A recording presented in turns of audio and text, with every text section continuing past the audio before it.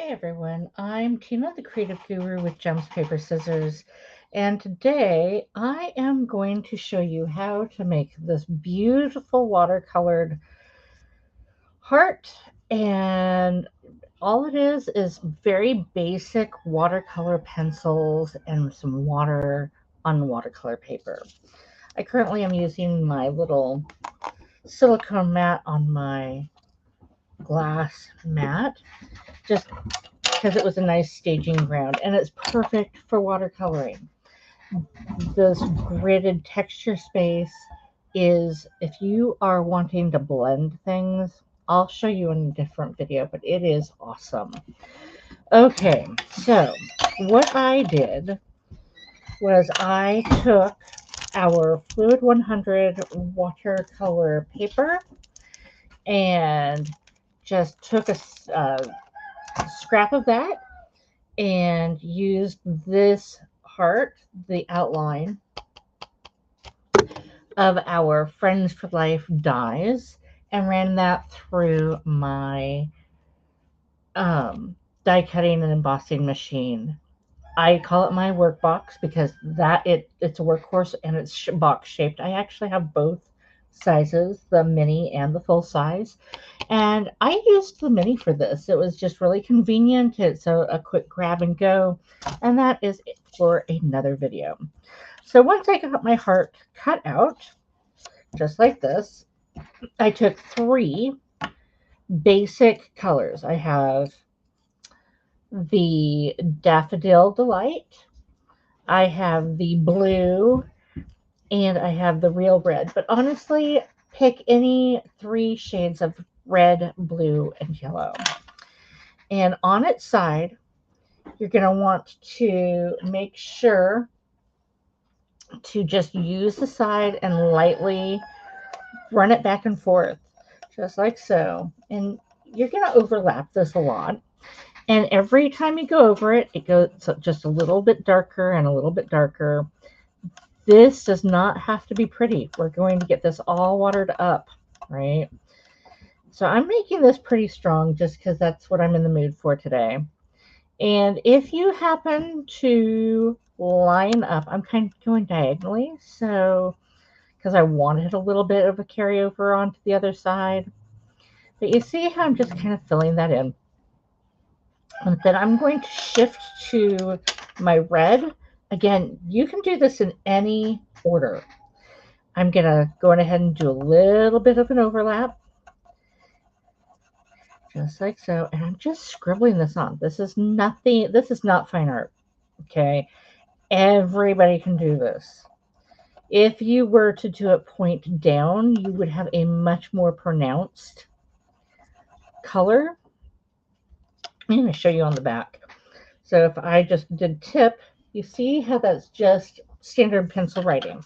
But I want it softer. So I went on the side. And I'm going to go ahead and shift to the blue. Again, I'm just running it on the side. I can hold it like this. Or in my case, I like to hold it like this, but I still do it way at a nice little angle. And as you know, when you blend red and blue, you get purples. When you blend red with yellow, you get oranges and pinks. And then we're going to end up putting the yellow at the end again because yellow and blue make greens. And so I'm just literally overlapping this. I'm not even too terribly particular about it going all the way to the edge because I'm going to blend that in using my water pen. And if I choose, if I'm going, I want a little bit more of that orangey, purpley tone, I can go ahead and go back to that blue. Do these overlaps however big you think you want these. It's water-based, so you can totally move this around. We have pen packs of 3. You open up the chamber and fill it up with water. I like to get my brush nibs pretty wet, so that's one of the things I use my silicone mat for. is I just make sure it's really nice and wet on that tip. And then go ahead and get it wet. This is watercolor paper, so it does some really neat, fun things. If I want it more in the purple spectrum or the red, then I go in ahead and make that thicker. I can bring that further over, or I can keep it right where I'm at. And go ahead and re-wet your pen nib however often you want. You can do that straight over your paper, but I like a little bit more paper water control than that.